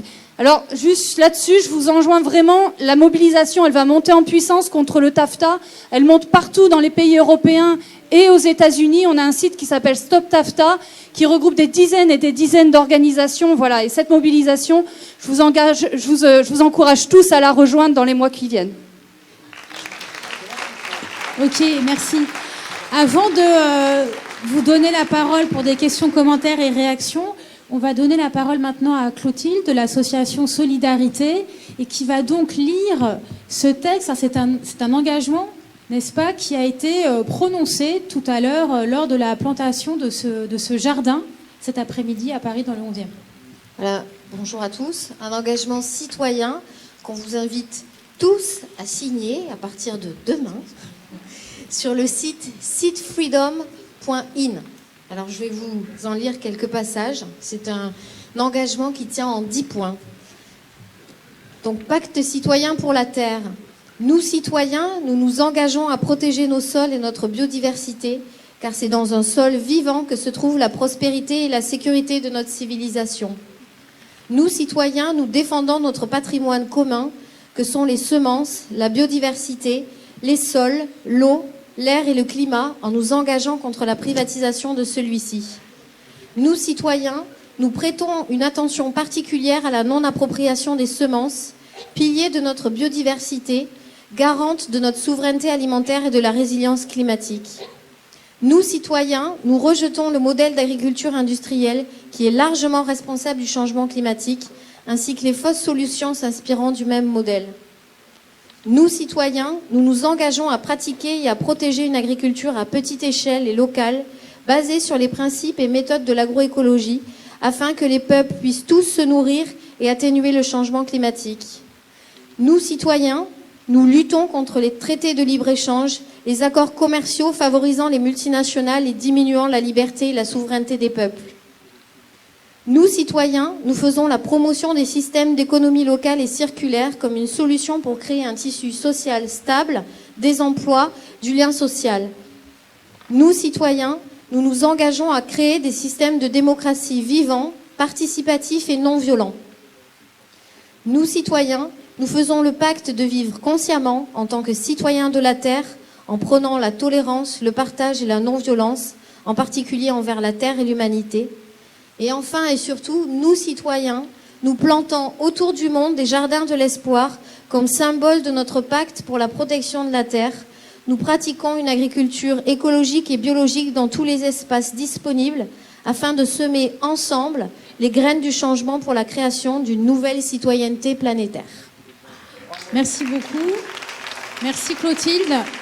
Donc maintenant est venu le moment que vous posiez des questions, donnez des commentaires, preniez la parole. Alors comme vous êtes très très nombreux, je vais vous demander un tout petit peu de patience.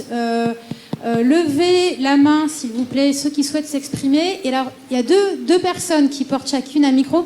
J'ai une demande, c'est qu'on puisse s'il vous plaît alterner les prises de parole masculines et féminines. Donc un homme et une femme, s'il vous plaît.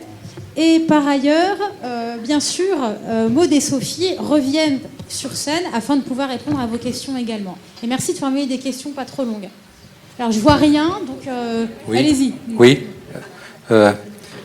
Nous sommes quelques millions de franciliens et il y a des élections. Il y a à Paris des dizaines de milliers de logements vides et il y a des milliers de gens qui dorment dans la rue tous les soirs. Il y a à Paris, nous sommes quelques millions à vouloir manger correctement, c'est-à-dire une agriculture produite localement et qui soit de qualité, c'est-à-dire biologique. Et nous sommes dans la région agricole, dans le bassin agricole le plus riche de France, peut-être d'Europe.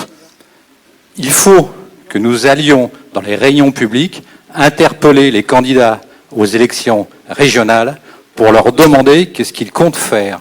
Est-ce qu'ils sont, il faut à tous leur demander, est-ce que vous êtes d'accord pour réquisitionner les logements vides afin que les gens ne dorment plus dehors? Est-ce que vous êtes d'accord pour arrêter de subventionner l'agriculture chimique alors que nous sommes des millions à vouloir manger correctement et qu'il y a des milliers d'hectares autour de Paris qui sont cultivés en chimie alors qu'il n'y a pas assez d'agriculture, il n'y a pas assez de produits biologiques disponibles par rapport à la demande. C'est-à-dire que quand on est dans les circuits de bouffe bio, on s'aperçoit que pour se faire fournir en produits biologiques, il faut faire venir la nourriture de plusieurs centaines de kilomètres. Il faut demander aux hommes politiques qui se présentent aux élections, est-ce qu'ils sont d'accord pour arrêter le projet fou d'installation d'un supermarché dans le triangle de Gonesse, c'est-à-dire dans le 95, à côté de Paris, à moins de 2 kilomètres d'un autre centre commercial qui, lui, est déjà en faillite. Ok. Je précise qu'apparemment, d'après ce que j'ai compris, hors le Front National, donc je ne dirais pas grand-chose, les soi-disant républicains ne répondent pas positivement à aucune de ces questions, et les socialistes non plus. Donc il faut les interpeller encore et toujours. Merci. Ok. Merci. On va prendre plusieurs questions. Allez-y. Oui, bonjour. Moi, je voulais dire simplement, on a un pouvoir, chacun, déjà, c'est avec son porte-monnaie. Donc, si on enlève ces sous d'un certain circuit, individuellement, on peut faire beaucoup de choses. Et puis, eh bien, nous, les Français, on attend notre Vandana Shiva. On ne l'a pas, on espère qu'on va la trouver et qu'ainsi on aura un porte-parole très fort auprès de nos politiques. Mais on la cherche, il faut rester Vandana Shiva chez nous. Hein. Merci. Une autre question, intervention, commentaire Oui, bonsoir. Oui, d'accord, on m'entend.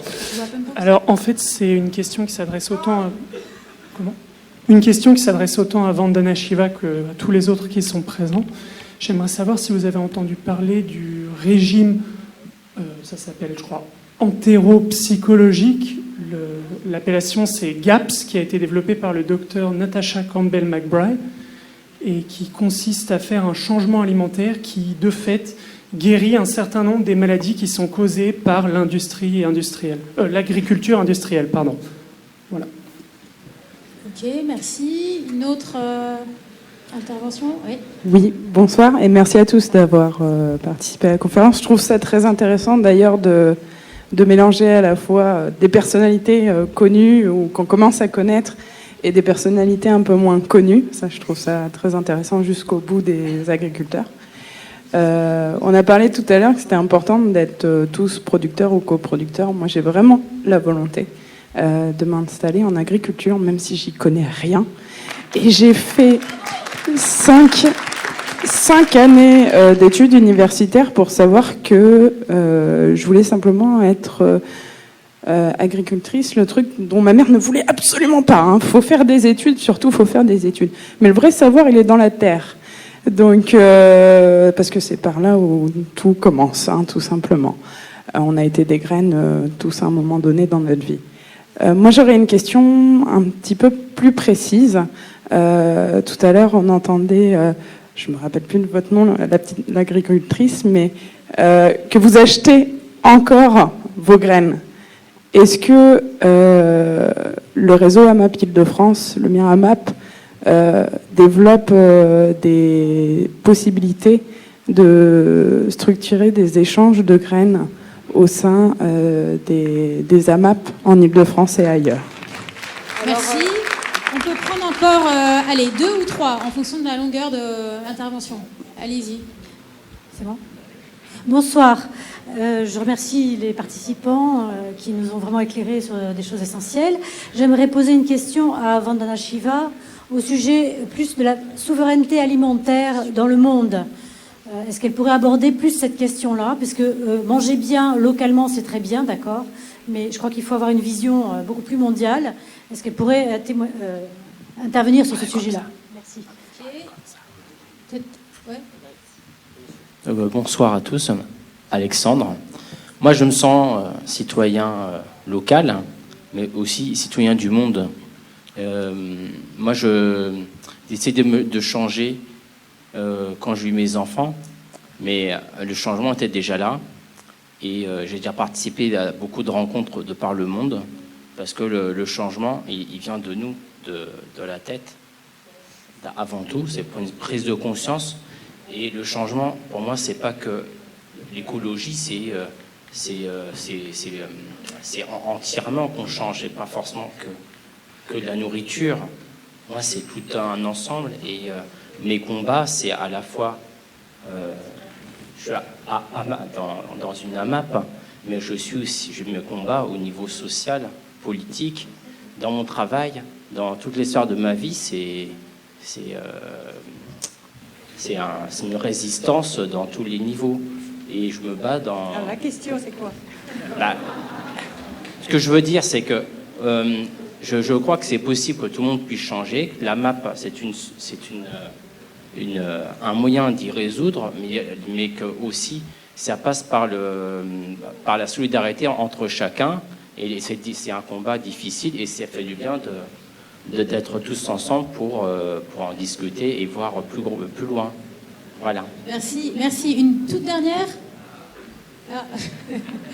Oui, merci Vandana Shiva de venir nous donner l'espoir de pouvoir changer.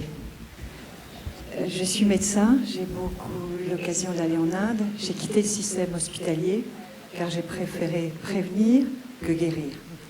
Et ça, il y a maintenant environ 30 ans. J'ai créé une ferme pédagogique, la ferme européenne des enfants, en Normandie, et nous avons pu récupérer quelques hectares de terre, et nous n'arrivons pas à trouver un maraîcher qui veuille s'installer pour développer le maraîchage biologique pour actuellement 1000 familles qui font partie de la ferme européenne des enfants, qui nous confient leurs enfants pendant les vacances, qui viennent pendant le week-end nous aider. Et on a la possibilité de faire, là on a 3000 mètres carrés de potager qui suffisent à nourrir tous les enfants qui viennent, mais on pourrait développer beaucoup plus. Mais on ne trouve personne. Autour de nous en Normandie, ce n'est que du chimie. 300 hectares, et on nous répond « T'es 30 hectares, qu'est-ce que tu veux qu'on foute ?» Donc, peut-être grâce à cette venue de Vandana Shiva, avoir des personnes qui peuvent et qui ont envie de participer à cette ferme pédagogique qui a accueilli encore la semaine dernière, pendant les vacances scolaires, 140 enfants. Merci. Merci beaucoup. Alors, on va vous donner des réponses. Qui veut commencer? Chers intervenants. Bonsoir. Sur les échanges de graines, grâce au réseau des AMAPI de France, on communique beaucoup.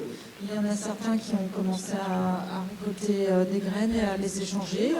On y travaille. C'est encore un autre métier qui est à apprendre, et ça vient avec le temps d'Olivier. Ok. Peut-être pour répondre à la personne qui parlait d'interpeller les politiques. Oui, allons-y. Effectivement, nous, en tant que réseau AMAP, on est allé voir les têtes de liste des candidats. Évidemment, il y a une longue liste de candidats dans les départements.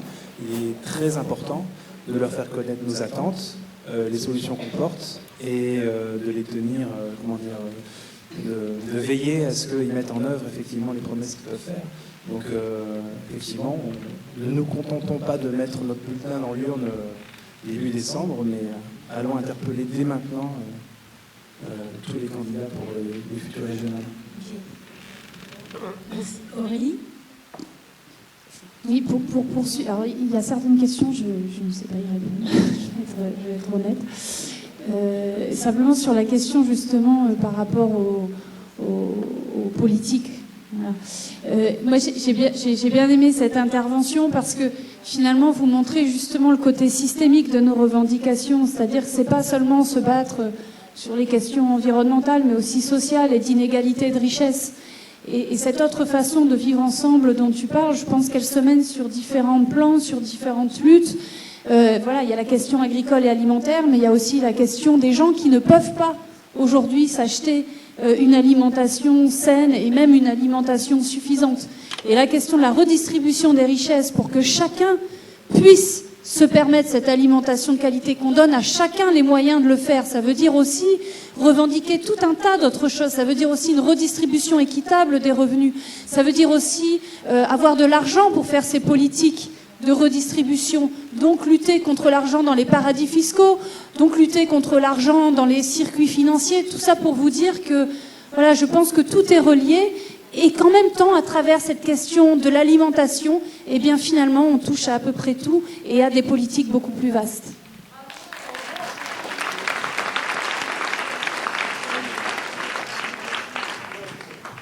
Moi, je voulais rebondir sur ton intervention là-bas qui nous donne vachement qui nous encourage et qui nous fait dire que finalement, cette soirée, on l'a pas organisée pour rien.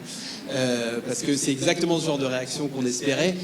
Après une soirée comme ça, pour nous, ce qui est important, c'est de se dire que voilà, on parle responsabilité des paysans, des consommateurs, mais du coup, si on veut se préparer pour demain, il y a des trucs très concrets qui peuvent être faits. Ils étaient présentés sur les stands avant.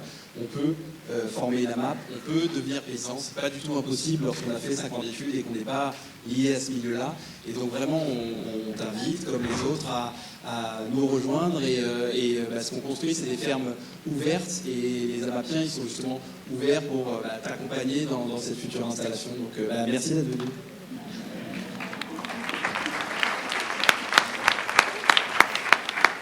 Mais c'était pour dire exactement la même chose.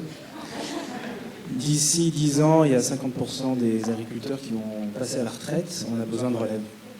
Et donc, j'espère que effectivement cette soirée, le film qu'on a vu, le Sophie, etc., peuvent en tout cas contribuer à vous montrer que être paysan, ça peut être cool. Merci. Et Vandana Shiva, pour terminer, il y a plusieurs questions qui vous étaient adressées.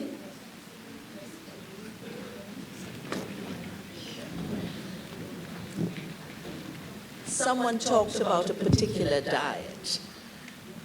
Knowing how many diets come out every year, I would prefer that we focus on the principles of good eating. And those principles are diversity, those principles are fresh and seasonal, and those principles are food without chemicals and toxics. And that's why CSA has become very important for a transition to a healthy food system. Another guide for all of us would be grandmothers. They were thinking more about bringing healthy, nourishing diets rather than how to bring fake food. I mean, which grandmother would bring fake food to her children? And that's what the current system really is. It's about fakeness. And that's why the authenticity that food needs to be. It's only through initiatives like CSA we'll be able to reclaim real food. Last week I've been invited by the Brazilian president, and the conference, 2,000 people conference, was on real food. To deal with the epidemic of junk food, and I would add fake food, which is causing so much of the disease. One of the questions, well, actually it wasn't so much a question, it was from the doctor at the back. And food is medicine, but only good food is medicine. Bad food is disease. And I really feel we need to promote.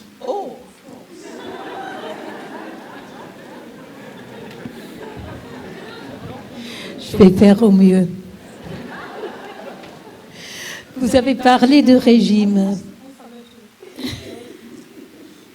Vous avez parlé de régime. Ben, il en sort tellement des régimes que je préfère me concentrer sur la bonne nourriture et les principes de la bonne nourriture, qui sont la diversité, la qualité fraîche et la saisonnalité, et l'absence de produits chimiques.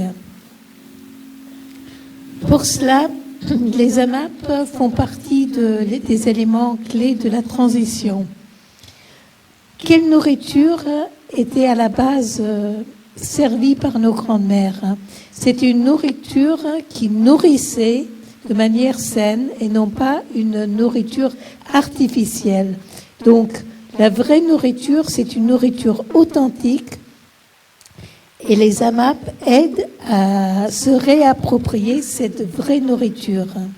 La semaine dernière, j'étais invitée par le président du Brésil dans une salle avec une assistance de plus de 2000 personnes. Et le sujet était la vraie nourriture. La nourriture pour combattre donc la maladie. Donc c'est la nourriture qui doit être notre médicament, mais la vraie nourriture authentique qu'il est. There was a question on global food sovereignty, and global food sovereignty is built from local food sovereignty, while remembering two things. One, that we are in a period of huge climate instabilities. Even good farmers lose their entire agriculture. And that's why we do need global responsibility to make sure no one goes hungry in disasters. Par rapport à la question de la souveraineté alimentaire mondiale, c'est basé sur la souveraineté alimentaire locale. Il faut se rappeler, et c'est important, que nous vivons une période d'instabilité climatique très importante et que même les bons producteurs, il arrive que les bons producteurs perdent leur récolte et qu'il faut donc mettre en place une solidarité.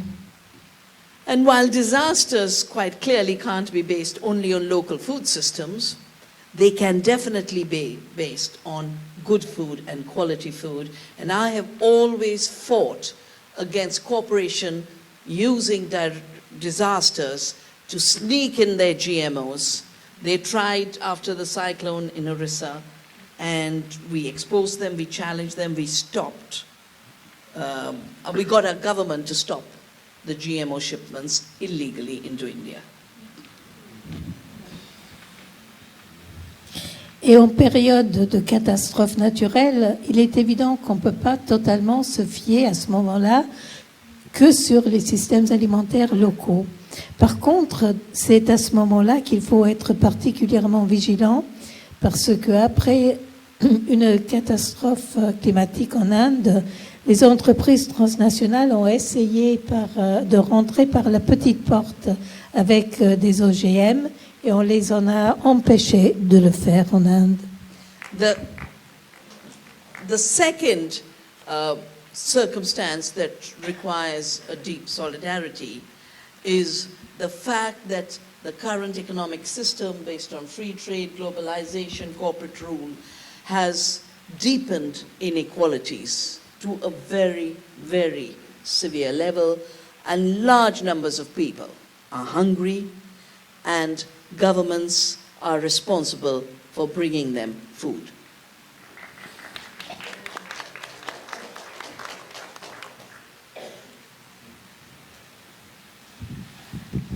La deuxième chose qui fait appel à notre solidarité est que dans notre période de mondialisation des accords de libre-échange, les inégalités ont été creusées, de plus en plus de personnes sont affamées et que il relève de la responsabilité des gouvernements de les nourrir. Now, nothing says that the food to the poor should be bad food. So I don't know how much France spends, but I know India spends $1 trillion every year for feeding the poor and the vulnerable. Why should they get toxic food? Why can't every school meal be linked to local organic food? This is what CSAs are about. CSAs can be both citizens who can take initiative, but the model of ecological, local, diverse, fresh needs to be a model also for feeding programs for those without purchasing power, where governments use our money, and they should use our money for bringing healthy food to the vulnerable.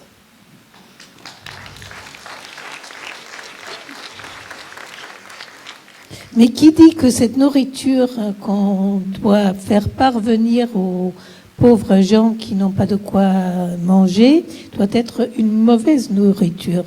En Inde, le gouvernement dépense une somme très importante pour nourrir les gens. Mais qui dit que cette nourriture doit être une nourriture toxique? La nourriture peut être locale, et bio. Et les AMAP sont un modèle écologique local de produits diversifiés et frais. Et c'est ce type de nourriture-là qui doit être utilisé pour nourrir tout le monde, y compris les gens qui n'ont pas de quoi s'acheter. I don't know how many of you are aware the United States government is suing India to say you can't buy from Indian farmers to feed the poor, you've got to buy from our corporations. It's a case going on right now in the WTO.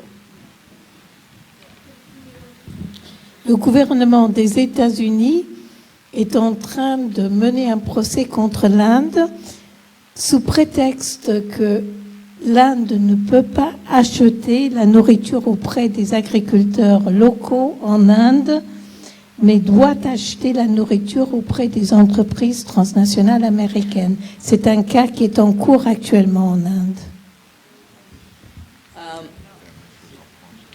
Finally, the issue of making sure we all have the capacity to save seeds and be sovereign in our seed, to know the best practices of ecological agriculture, to become shapers of distribution systems rather than victims of it.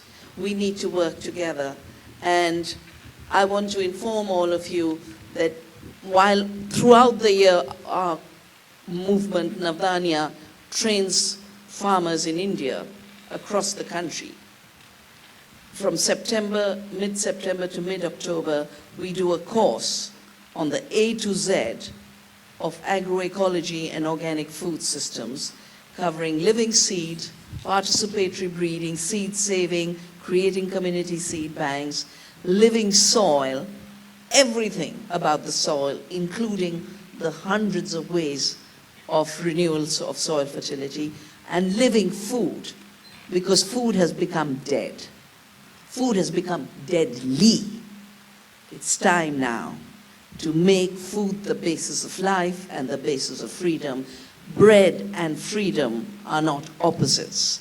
There will be no freedom without bread that is free in terms of democratic, and there will be no bread if we don't reclaim our democracy through movements like the CSAs. And I'm so glad I could be here with you all for this big launch.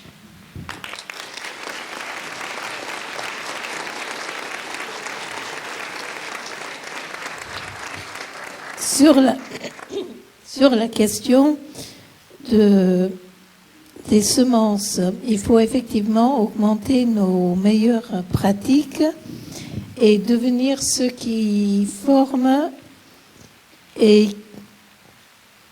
qui créent les bonnes pratiques. Il faut que je vous dise que Navdanya, notre association en Inde, assure des formations pour les producteurs de septembre en octobre. On forme les gens sur les bases de l'agroécologie, sur la préservation des semences, sur la préservation des sols, pour avoir une nourriture vivante et non pas une nourriture mortelle. Parce qu'avec un sol mort, on a une nourriture mortelle. Et il faut voir que le pain est la liberté nous nourrit comme le pain. Et je suis ravie d'avoir eu l'opportunité de partager cette soirée avec vous. Merci beaucoup. Ben, on va s'arrêter là. On va s'arrêter là parce que le temps de la salle est terminé, qu'il va falloir la quitter assez rapidement. Mais merci à tous d'avoir été aussi nombreux, aussi attentifs.